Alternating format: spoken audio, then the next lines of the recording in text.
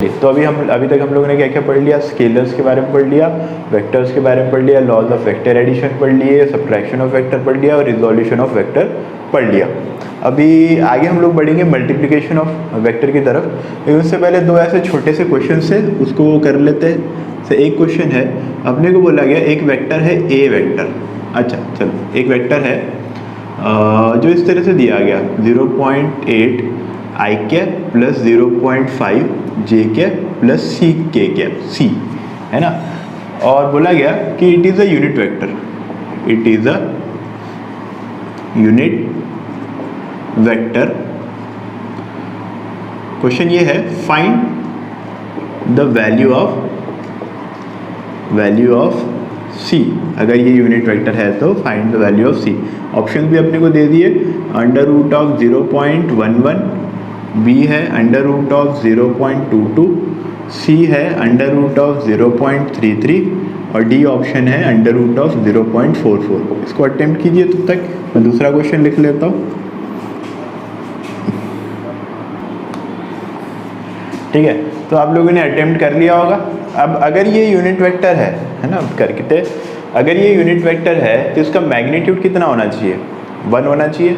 अब मैग्नीट्यूड कैसे निकालेंगे, हमको पता है इसका मैग्नीट्यूड हम लोग इस तरह से निकालेंगे, जैसे अगर हमको कोई भी वेक्टर दिया गया ए वेक्टर, ये इस तरह से दिया गया ax आई कैप प्लस ay जे कैप प्लस az के कैप। अगर मेरे को ए वेक्टर का मैग्नीट्यूड निकालना हो तो मैं क्या करूँगा, अंडर रूट ऑफ सीधा सीधा ax square plus ay square plus az square, same इसमें करना है। ठीक है, तो इसका यूनिट वेक्टर बोला है तो मैग्नीट्यूड कितना आएगा 1, तो 1 इक्वल टू मैंने बोला अंडर रूट ऑफ 0.8 का स्क्वायर प्लस 0.5 का स्क्वायर प्लस सी स्क्वायर। ठीक है, ये है।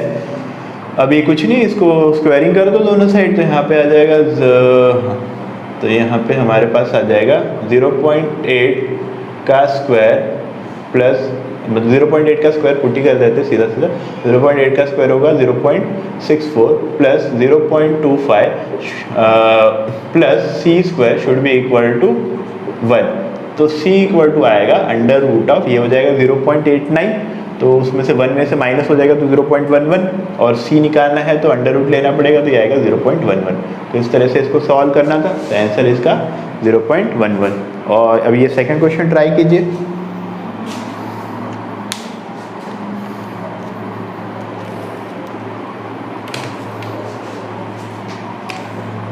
चलिए, तो इस क्वेश्चन में दिया है, if a displacement vector of particle moving in a straight line is 4 i cap plus 3 j cap, find the velocity vector if his speed is 20 metre पर सेकेंड। तो स्पीड अपने को दिया गया, लेकिन अपने को वेलोसिटी वेक्टर निकालने बोला गया। ठीक है, तो याद करो यूनिट वेक्टर वाले में हम लोग ने ऐसे पढ़ा था कि अगर कोई भी वेक्टर हमको निकालना है, कोई भी वेक्टर, जैसे ए वेक्टर लिखना है, तो ए वेक्टर को मैं क्या लिख सकता, ए वेक्टर को लिख सकता ए वेक्टर का magnitude into A cap. A cap क्या करेगा, ए कैप डायरेक्शन बताएगा। ठीक है, तो ए कैप चाहिए होगा मुझे, मतलब मुझे डायरेक्शन चाहिए होगा, और ये मैग्नीट्यूड मुझे दिया हुआ है स्पीड का, सॉरी वेलोसिटी का मैग्नीट्यूड जो कि होगा स्पीड, वो मुझे दिया है, और मेरे को डायरेक्शन चाहिए होगी। अब डायरेक्शन के लिए ये वेक्टर दिया है, क्या ये एक यूनिट वेक्टर है? नहीं है। क्या इसको यूनिट वेक्टर क्या इसका यूनिट वेक्टर निकाल सकते हैं हम लोग? बिल्कुल निकाल सकते हैं। तो मेरे को पता है, अगर ये मान ले मैंने बी वेक्टर बोल दिया, तो बी वेक्टर ऐसे दिया है 4 i cap plus 3 j cap. ठीक है, 4 i cap plus 3 j cap. तो बी कैप अगर मेरे को निकालना है तो मुझे 4 i cap plus 3 j cap, ये जो वेक्टर है इसको डिवाइड करना पड़ेगा इसके मैग्नीट्यूड से, इसको डिवाइड करना पड़ेगा इसके मैग्नीट्यूड से। ठीक है, तो मैंने कर दिया यहाँ पे 4 स्क्वायर प्लस 3 स्क्वायर, तो यहाँ पे आ जाएगा 4 i cap plus 3 j cap divided by 5। आ गया, है ना। अभी मुझे क्या निकालना था, अब देखो ध्यान से, जिस डायरेक्शन में डिस्प्लेसमेंट हो रहा है, डायरेक्शन की बात करें सिर्फ, जिस डायरेक्शन में डिस्प्लेसमेंट हो रहा है उसी डायरेक्शन में वेलोसिटी है। ठीक है, तो B cap is parallel to A cap, है ना। तो यहाँ पे ए कैप चाहिए होगा मुझे, मतलब ए कैप चाहिए था, तो बी कैप को उठा के यहाँ पे पुट कर दूंगा। सीधा सीधा वेलोसिटी वेक्टर निकाल लूँगा। तो velocity vector equal to velocity vector का मैग्नीट्यूड इनटू यूनिट वेक्टर। अब यूनिट वेक्टर है 4i cap plus 3j cap divided by 5। तो जो भी आंसर आएगा वो हो गया वेलोसिटी वेक्टर। ठीक है, तो इस तरह से इसको करना था। आगे चलते हैं मल्टीप्लिकेशन ऑफ वेक्टर्स पे। इसको उतार लीजिए। प्रोडक्ट ऑफ वेक्टर्स को, वेक्टर्स दो टाइप के होते हैं।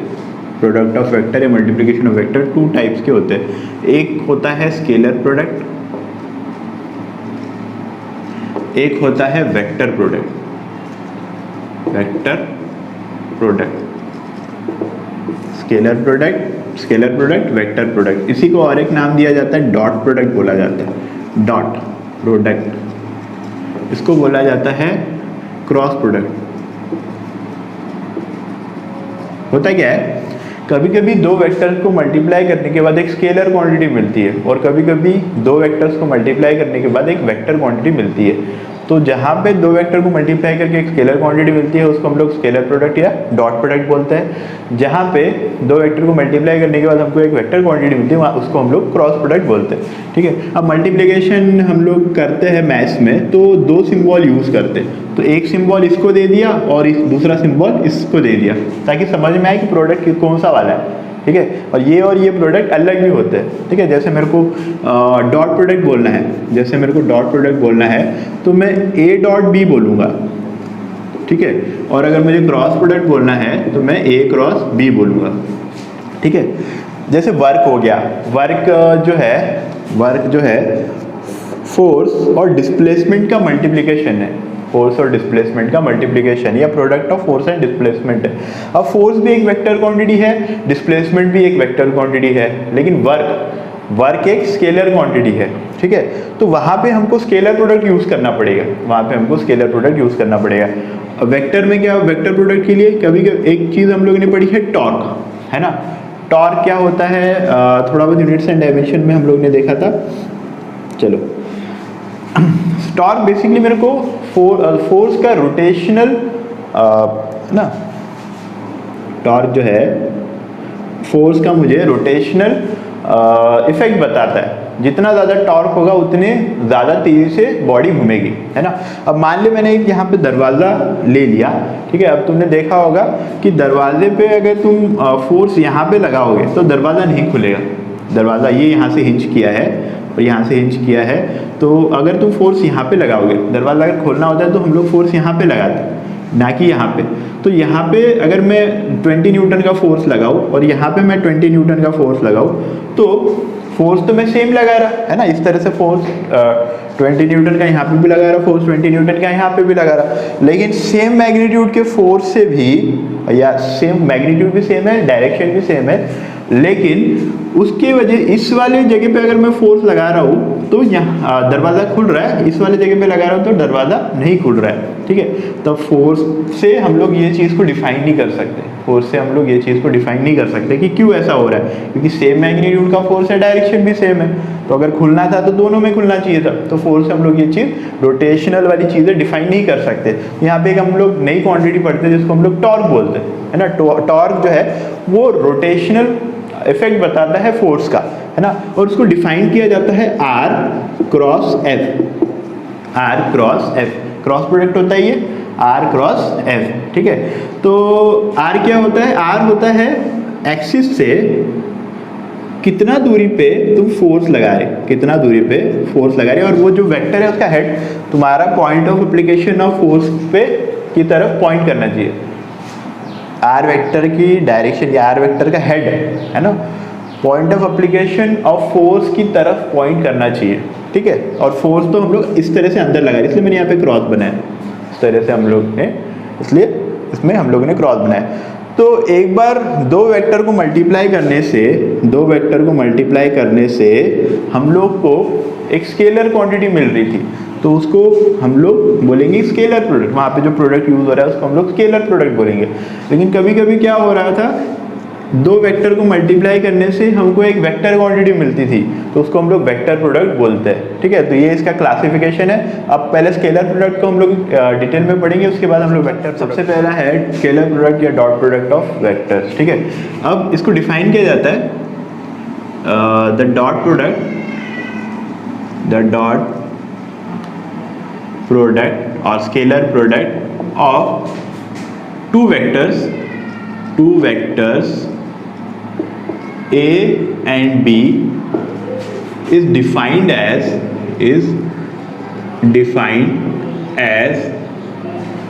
the product of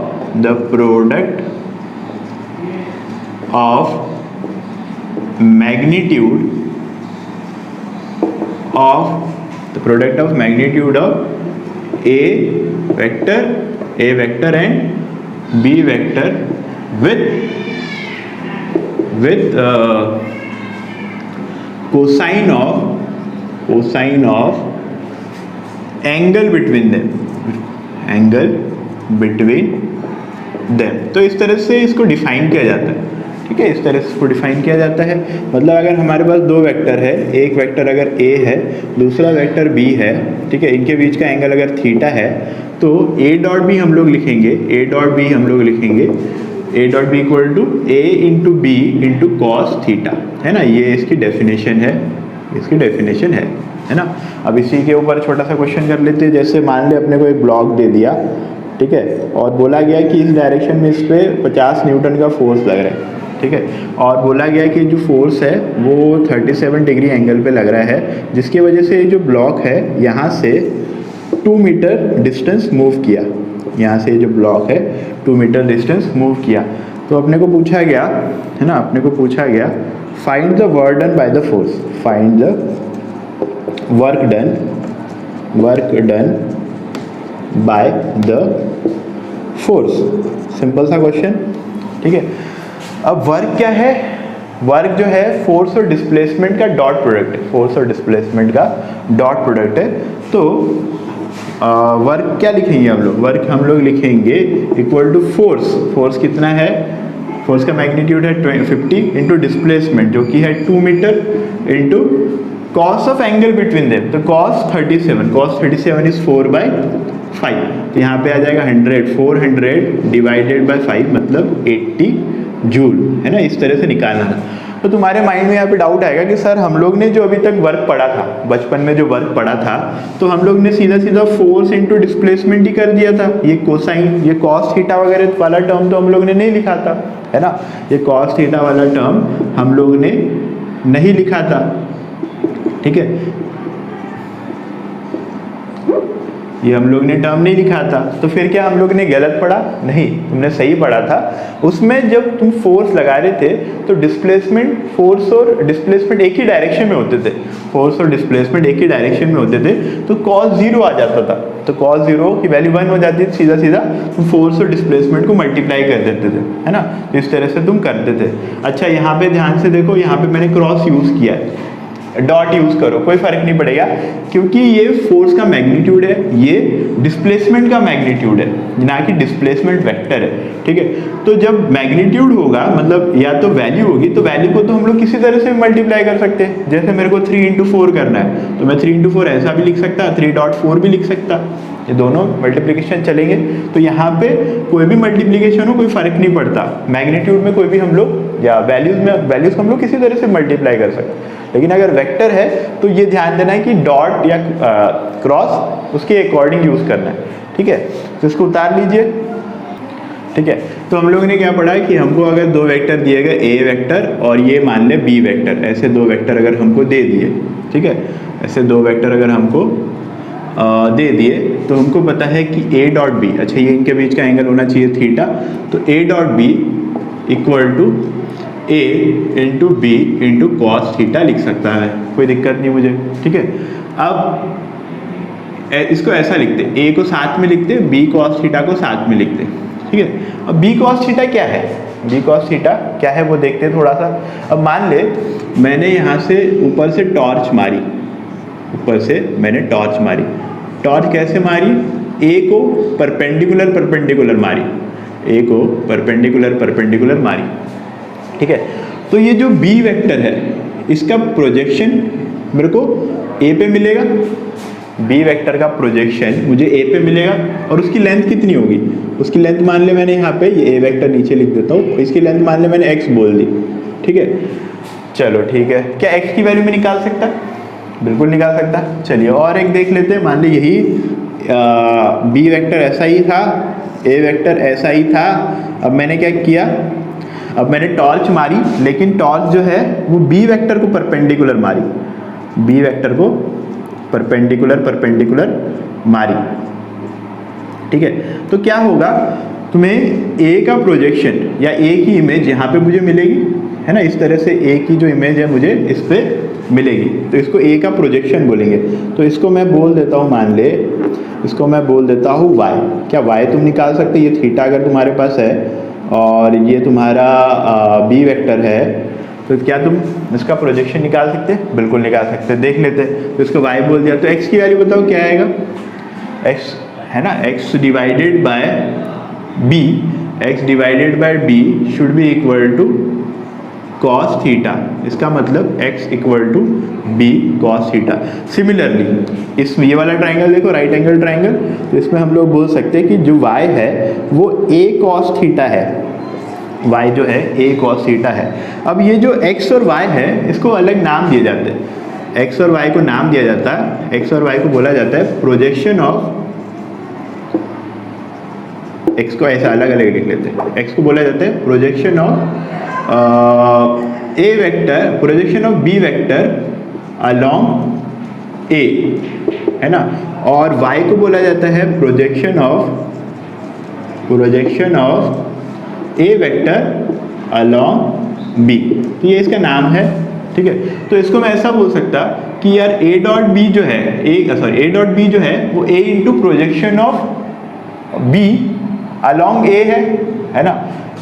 इसको क्या बोल सकता, a डॉट b जो है इसको बोल सकता a into projection of b along a, या इसको ऐसा भी तो लिख सकते कि cos थीटा a के साथ लिख दिया, है ना, इसको ऐसा लिख सकते कि a cos थीटा को साथ लिख दिया और इंटू b लिख दिया। अच्छा, फिर से ये मैग्नीट्यूड है तो परेशान मत हो जाना सर यहाँ पे क्रॉस लगाना है, डॉट लगाना है, वह वैल्यू आएगी, यहाँ पे सब वैल्यू आएगी, ठीक है। चलो, तो क्योंकि स्केलर प्रोडक्ट से हमको वैल्यू मिलेगी, है ना, मैग्नीट्यूड मिलेगा, स्केलर क्वांटिटी मिलेगी। चलो ठीक है, तो a इंटू दिस, तो इसी तरह से यहाँ पे मैं बोल सकता ये वाले इसके अकॉर्डिंग b इंटू मतलब b क्या है, magnitude of b vector into projection of a along b, ठीक है, ऐसा बोल सकता है ना। अब ये ऐसा क्यों बोल रहे हैं, क्योंकि डायरेक्ट क्वेश्चन आते हैं कि find out the projection of, है ना, find out the projection of b along a, है ना, या find out the projection of a along b, ठीक है। तो सिंपल से क्वेश्चन होते वो हमको आने चाहिए। जैसे मेरे को अगर किसी ने बोला कि तुम निकालो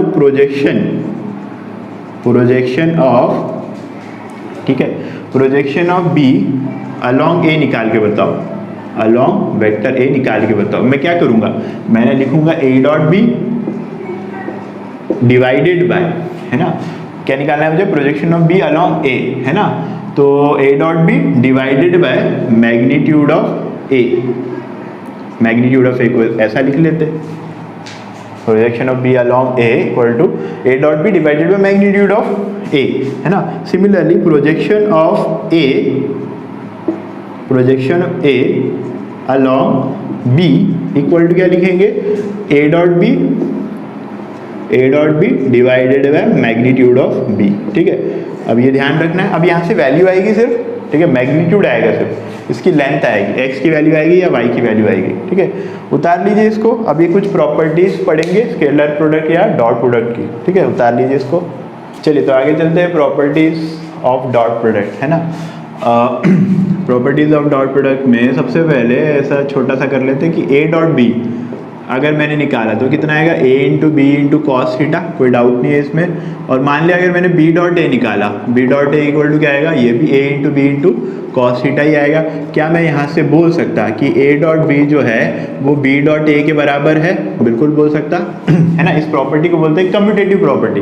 तो डॉट प्रोडक्ट जो है वो कम्यूटेटिव होते हैं, है ना। डॉट प्रोडक्ट इज कम्यूटेटिव, है ना, कम्यूटेटिव प्रॉपर्टी। तो पहली प्रॉपर्टी ये हुई। सेकेंड प्रॉपर्टी, अगर मैंने लिखा है ए, है ना, a into bracket b, a dot b plus c, तो मैं इसको कभी भी ऐसा लिख सकता, a dot b plus b plus a dot c, ठीक है। तो इसको, इस प्रॉपर्टी को बोला जाता है डिस्ट्रीब्यूटिव प्रॉपर्टी, डिस्ट्रीब्यूटिव प्रॉपर्टी। तो डॉट प्रोडक्ट जो है वो कम्यूटेटिव भी होता है और डॉट प्रोडक्ट कम्यूटेटिव भी होता है और डिस्ट्रीब्यूटिव भी होता है, ठीक है। अब छोटी छोटी और प्रॉपर्टीज, अगर मैंने ए डॉट बी निकाला और ए डॉट बी की वैल्यू ए बी आ गई, है ना, मतलब कॉस थीटा की वैल्यू 0 हो गई, सॉरी कॉस थीटा की वैल्यू 1 हो गई। कॉस, इसका मतलब क्या होगा, थीटा जो होगा वो 0 डिग्री होगा, थीटा जो है 0 डिग्री होगा। अगर मैंने ए डॉट बी निकाला और उसकी वैल्यू 0 आ गई, इसका मतलब क्या हुआ, थीटा जो है वो 90 डिग्री हुआ, ठीक है। अगर मैंने ए डॉट बी निकाला, है ना, और वो निगेटिव आ गया चलो पॉजिटिव आ गया, इसका मतलब है थीटा इज लेस देन 90, ठीक है। अगर ए डॉट बी निकाला और वो निगेटिव आ गया, इसका मतलब थीटा इज ग्रेटर देन 90, इसको हम लोग बोलेंगे एक्यूट। थीटा एक्यूट है, यहाँ पे थीटा ऑब्ट्यूस है, लिख लो एक्यूट, और इसमें बोलेंगे हम लोग ऑब्ट्यूस, ठीक है। तो ये बेसिक प्रॉपर्टी है, इसको उतार लीजिए। आगे बढ़ते हैं, dot product of unit vectors, इसी में आएगा, वो प्रॉपर्टी में ही है, लिखना है तो अलग से लिख सकते हैं या इसी में जोड़। Dot product of unit vectors. अब यूनिट वेक्टर्स कौन से हैं, हमारे पास आई कैप है, हमारे पास जे कैप है और हमारे पास के कैप है। आई हमको पता है कौन सी डायरेक्शन में होता है, इस डायरेक्शन में होता है आई कैप, इस डायरेक्शन में होता है जे कैप और इस डायरेक्शन में होता है के कैप। अब हमको इनके डॉट प्रोडक्ट निकालने हैं। मान ले मेरे को बोला गया आई डॉट आई निकाल के बताओ, तुम जे डॉट जे निकाल के बताओ, तुम के डॉट के निकाल के बताओ, है ना, ये बोला गया। और मेरे को और दे दिया कि तुम आई डॉट जे निकाल के बताओ, आई डॉट जे डॉट के निकाल के बताओ और के डॉट आई निकाल के बताओ, ठीक है। तो आई डॉट आई निकालने के लिए मैंने सीधा फॉर्मूला यूज़ किया, a magnitude of A into magnitude of b into cos of theta. इसका मैग्नीट्यूड, क्योंकि ये तीनों यूनिट वेक्टर, इनका मैग्नीट्यूड कितना होगा, 1 into cos of angle between them. I भी इधर, दूसरा आई भी इधर, तो एंगल कितना हुआ 0, तो कॉस 0 इज 1, तो यहाँ पे आ गया मेरे पास 1। तो इसी वजह से ये भी 1 आएगा, इसी वजह से ये भी 1 आएगा, ठीक है। तो dot product of unit vector with itself is 1 या यूनिटी, ठीक है। फिर ये देख लेते, तो इसमें मैंने किया इसका मैग्नीट्यूड 1 इंटू इसका magnitude 1 into cos of angle between them. I और जे में एंगल कितना है 90, तो यहाँ पे कॉस 90 आएगा, तो ये आएगा 0, ठीक है। इसमें ये भी 0 आएगा और ये भी 0 आएगा, ठीक है। तो unit the dot product of unit vector with other unit vector is 0, है ना, ये कर लिया हम लोग ने। चलो ये उतार लो। अब इस पे जैसे मान ले अपने को ए वेक्टर दे दिया इस फॉर्म में, ए x I cap plus a Y J cap plus a Z के कैप, है ना। और हमको बी वेक्टर दे दिया बी एक्स आई कैप प्लस बी वाई जे कैप प्लस बी जेड के कैप, ठीक है। और अपने को बोला तुम क्या करो, ए डॉट बी निकाल के बताओ। तो मैंने पकड़ा ए को, तो a x I cap plus a Y J cap plus a Z के कैप, डॉट बीच में डॉट इंटू बी एक्स आई के प्लस बी वाई जे के प्लस बी जेड के, ठीक है। ये किया। अब सीधा 3 इंटू 3 मल्टीप्लाई करना है, ठीक है। तो पहला ए एक्स इंटू बी एक्स, ये तो मैग्नीट्यूड है, इनको कैसे भी मल्टीप्लाई करो कोई फर्क नहीं पड़ता, है ना। इंटू मतलब ये साथ में आई डॉट आई, है ना। फिर ए एक्स बी वाई, इसको इससे मल्टीप्लाई कर रहा हूँ, तो a x b y i dot j plus a x b z i dot k, ठीक है। ये कर लिया। प्लस, है ना, यहाँ पे लिखते plus a y b x i dot j dot i, ठीक है, plus a y b y j dot j plus a y b z j dot k, ठीक है, plus a z b x k dot i plus a z b y k dot j plus a z b z k dot k. अब ये मुझे unit vector का dot product पता ही है ना, तो मेरे को दिख रहा होगा कि यार ये टर्म जीरो हो जाएगा, ये टर्म जीरो हो जाएगा, ये टर्म जीरो हो जाएगा, ये टर्म जीरो हो जाएगा, ये टर्म जीरो हो जाएगा, ये टर्म जीरो हो जाएगा, है ना। तो मेरे पास ये तीन बचेंगे, है ना। तो क्या होगा, और आई डॉट आई की वैल्यू होती है 1, जे डॉट जे की वैल्यू भी होती है 1, के डॉट के की भी वैल्यू होती है 1। तो मेरे पास फाइनल आंसर क्या आया, ए x B x plus a y b Y plus a z b Z. कुछ मत करो, ए वेक्टर देखो बी वेक्टर देखो, दोनों की आई कैप के कोएफिशिएंट मल्टीप्लाई करो, प्लस दोनों के जे कैप के कोएफिशिएंट मल्टीप्लाई करो, प्लस दोनों के के कैप के कोएफिशिएंट मल्टीप्लाई करो, और तीनों का ऐड कर दो, ठीक है। तो इस तरह से हम लोग डॉट प्रोडक्ट निकालेंगे। उतार लीजिए इसको। चलिए छोटे छोटे कुछ क्वेश्चंस कर लेते हैं। जैसे क्वेश्चन दे दिया, ए वेक्टर अपने को दे दिया 2 आई cap plus 3 j cap minus के कैप, और बी वेक्टर अपने को दे दिया माइनस आई कैप प्लस 2 जे कैप प्लस 4 के कैप, ठीक है। इस तरह से दो वेक्टर दे दिए, और अपने को बोला गया कि तुम क्या करो, ए डॉट बी निकाल के बताओ, ठीक है। तो हमारे पास formula A x B x plus a y b Y plus a z b Z, ठीक है। चलो कर लो। तो 2 इंटू यहाँ पे आ गया -1 प्लस 3 इंटू 2 प्लस -1 इंटू 4, तो यहाँ पे कितना हो गया -2 प्लस 6 4, है ना, 4 प्लस 4 माइनस 4 0, है ना, 0 आ गया, ठीक है। तो इसका मतलब क्या हुआ कि a जो है, अब डॉट प्रोडक्ट 0 आ गया। डॉट प्रोडक्ट 0 आने का मतलब क्या होता है डॉट प्रोडक्ट 0 आने का मतलब होता है कि जो a है वो परपेंडिकुलर टू b है, a vector is perpendicular to b vector. यहाँ से एक और चीज़ आ गई। चलो नेक्स्ट क्वेश्चन, इसी में एक और ले लेते हैं। मान ले मेरे को ए वेक्टर दे दिया माइनस आई कैप प्लस 4 जे कैप प्लस 6 के कैप, और बी वेक्टर अगर मेरे को दे दिया माइनस एम आई कैप प्लस 2 जे कैप माइनस 2 के कैप, या -1 ले लेते, चलो माइनस के कैप, है ना। मेरे को दो वेक्टर दे दिए, मेरे को बोला गया find M such that a is perpendicular to a vector is perpendicular to b vector। क्या मैं ट्राई कर सकता? बिल्कुल कर सकता, कर लो। तो मैंने ax, मेरे को पता है कि अगर a और b परपेंडिकुलर है तो दोनों का डॉट प्रोडक्ट 0 आना चाहिए, तो मैंने सीधा सीधा डॉट प्रोडक्ट निकाला। तो डॉट प्रोडक्ट निकाला तो ये आया m प्लस 8 माइनस 6, ठीक है। और ये मेरे को पता है ये 0 आना चाहिए, तो यहाँ पे आ गया m प्लस 2 इक्वल टू 0। तो m की वैल्यू क्या होनी चाहिए, इसका मतलब क्या हुआ, m की वैल्यू होनी चाहिए -2, है ना। इस तरह से हम लोग इस क्वेश्चन को कर सकते हैं, ठीक है। उतार लीजिए इसको, इधर और करते हैं। अब मान ली मेरे को ऐसे वेक्टर दे दिए, ए वेक्टर दे दिया i cap -2 J cap plus के कैप, और बी वेक्टर दे दिया -2 आई कैप प्लस -2 आई कैप माइनस जे कैप -2 के कैप। इस तरह से दो वेक्टर दे दिए, ठीक है। और मेरे को बोला गया find angle between a vector and b vector, a और बी के बीच में एंगल निकालना है, ठीक है। तो इसको ट्राई करो, बताओ क्या आंसर आएगा, सोचो इसको।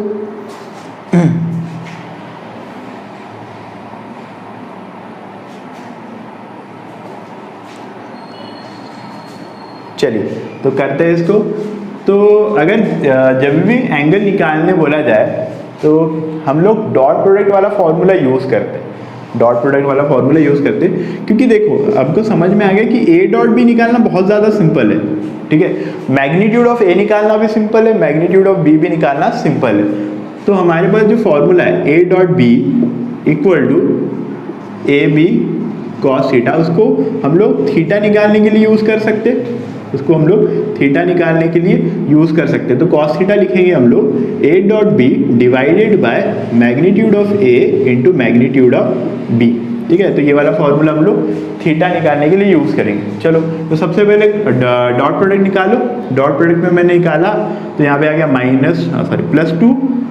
प्लस टू माइनस टू, सही है ना, two plus two minus two, तो इसने इसको मार दिया, तो यहाँ पे आ गया 2 डिवाइडेड बाय मैग्नीट्यूड ऑफ ए। अब मैग्नीट्यूड वगैरह निकालना हमको आता है, ए का मैग्नीट्यूड क्या करेंगे, अंडर रूट ऑफ इसका square, 1 square plus 2 square plus 1 square.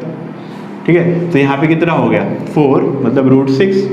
ठीक है, और मैग्नीट्यूड ऑफ बी निकालो। मैग्नीट्यूड ऑफ बी निकालने के लिए 2 का स्क्वायर प्लस 1 का स्क्वायर प्लस 2 का स्क्वायर, 2 प्लस 2 मतलब 4 प्लस 4 8 मतलब √9 मतलब 3। ठीक है, इस तरह से आया। तो ये हमारे पास आगे मैग्नीट्यूड ऑफ ए भी पता है हमको √6 इंटू मैग्नीट्यूड ऑफ ये भी पता है, मैग्नीट्यूड ऑफ बी भी पता है 3। बस हो गया, इसी फॉर्म में आंसर मिलेगा तुमको। आंसर इस तरह से मिलेगा, theta equal to cos inverse of 2 divided by 3√6। ठीक है, इस तरह से आंसर तुम्हें मिलेगा। हो गया, तो एंगल बिटवीन टू वेक्टर्स निकालना होगा, तो ये वाला फॉर्मूला हम लोग यूज़ करते हैं। बहुत सिंपल सा फॉर्मूला है, इसमें हम लोग डॉट प्रोडक्ट आराम से निकाल सकते हैं। ए वेक्टर बी वेक्टर का मैग्नीट्यूड भी हमको पता होता है, तो ये वाला फॉर्मूला हमको थीटा निकालने में हेल्प करता है। इसको इम्पोर्टेंट मार्क कर लेना। चलो आगे चलते।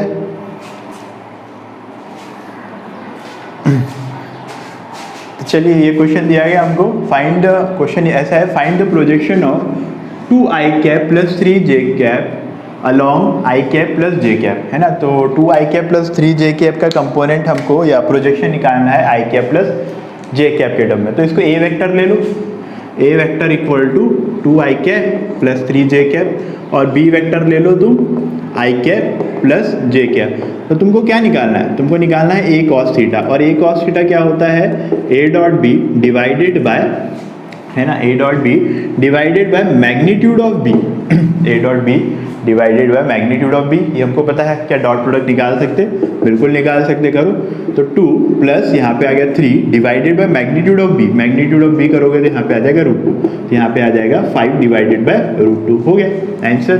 ठीक है, अब इसमें एक और चीज़ पूछते, जैसे a वेक्टर कैसा है, तो ये मान ले तुम्हारा बी वेक्टर है, ये तुम्हारा ए वेक्टर है। तो तुमको बेसिकली ये वाली लेंथ निकालने बोला गया था, है ना, ये वाली लेंथ तुमको निकालने बोला था। लेकिन ये जो प्रोजेक्शन है, ये खुद ही एक वेक्टर है ना, इसकी लेंथ तो तुमने निकाल ली, बिल्कुल सही है, प्रोजेक्शन की लेंथ निकाली, बिल्कुल सही है। लेकिन ये प्रोजेक्शन की डायरेक्शन भी तो है, ये इसके दो, अगर ये कंपोनेंट हो गया, ये कंपोनेंट हो गया, तो कभी कभी क्या होता है, पूछता है कि प्रोजेक्शन वेक्टर फॉर्म में बताओ, प्रोजेक्शन वेक्टर फॉर्म में बताओ। तो ये तुमने लेंथ निकाल ली, ये तुमने लेंथ x जो होगा a cos थीटा वो तुमने निकाल लिया। ठीक है, तो यही x है।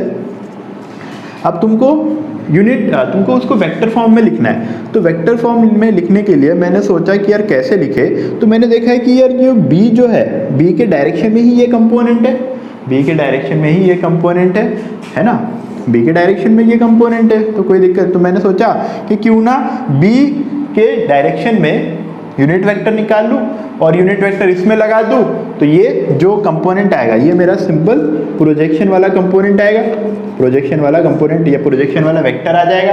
ठीक है, तो उसको करके देख लेते। तो बी वेक्टर के अलॉन्ग यूनिट वेक्टर, तो बी क्या है मुझे निकालना है, तो मैंने क्या किया, बी वेक्टर को उसके मैग्नीट्यूड से डिवाइड कर दिया। अब कुछ बच्चे बोलेंगे कि सर यहाँ पे आई कैप और जे कैप ही है, तो क्यों ये यूनिट वेक्टर क्यों नहीं है, क्यों इसमें यूनिट वेक्टर निकाला। खुद देखो, इसका मैग्नीट्यूड निकाल के देखो, 1 नहीं आएगा, √2 आएगा, तो ये यूनिट वेक्टर नहीं है। ठीक है, तो यूनिट वेक्टर निकालने के लिए ये फॉर्मूला है, तो यहाँ पे मैंने कर दिया i cap plus j cap divided by इसका मैग्नीट्यूड जो कि है √2, इसलिए यूनिट वेक्टर नहीं है। ठीक है, अब बी कैप को इसके साथ मल्टीप्लाई कर दूंगा तो ये प्रोजेक्शन की डायरेक्शन आ जाएगी, मतलब एक्स कैप तुम्हारे पास आ गया 5√2 इंटू यहाँ पे i cap plus j cap divided by √2। अब सिंप्लीफाई करने के बाद जो भी आंसर आए, ठीक है, तो इस तरह से हम लोग इसको सॉल्व कर सकते हैं। तो ये हम लोगों ने डॉट प्रोडक्ट ऑफ वेक्टर पढ़ लिया। अब हमारा बचा है क्रॉस प्रोडक्ट या वेक्टर प्रोडक्ट और डिस्प्लेसमेंट वेक्टर, पोजीशन वेक्टर। ये 3 चीज़ें हमारी बची है। ये नेक्स्ट वीडियो में हम लोग करेंगे। ठीक है, थैंक यू।